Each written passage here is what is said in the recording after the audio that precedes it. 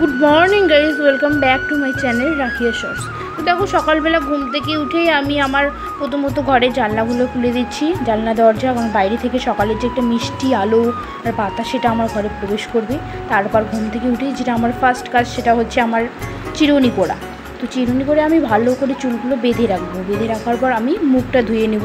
Brush করলাম, brush করার পর ব্রাশটা ধুয়ে আমি এখন মুখটা ধুয়ে নিচ্ছি। তারপর ভালো করে তোয়াল দিয়ে মুখটা মুছিয়ে আমি এখনও ব্রেকফাস্ট করতে যাব।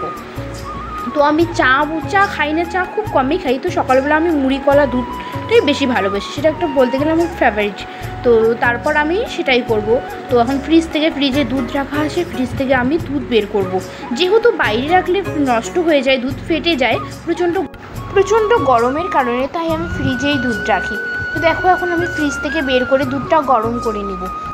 তো বন্ধুরা, আমার ভিডিও যদি তোমাদের ভালো লাগে তো অবশ্যই তোমরা আমার চ্যানেলটাকে সাবস্ক্রাইব করে দিও, রাখিয়া শর্টস। অবশ্যই আমার চ্যানেলটাকে সাবস্ক্রাইব করে দিও। তো এখন আমি ব্রেকফাস্ট করে আমি আমার কিচেন পরিষ্কার করব। তো অলরেডি আমার এখন ব্রেকফাস্ট হয়ে গেল তৈরি। তারপর আমি ব্রেকফাস্ট করার পর এখন আমি আমার কিচেন পরিষ্কার করব। তো ব্রেকফাস্ট করার পর আমি আমার কিচেনের সমস্ত বাসনপত্র সেটা ধুয়ে নিচ্ছি। তারপর আমি আমার কিচেনটা পরিষ্কার করব।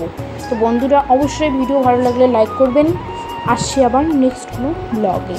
টাটা, ভালো থেকো সবাই।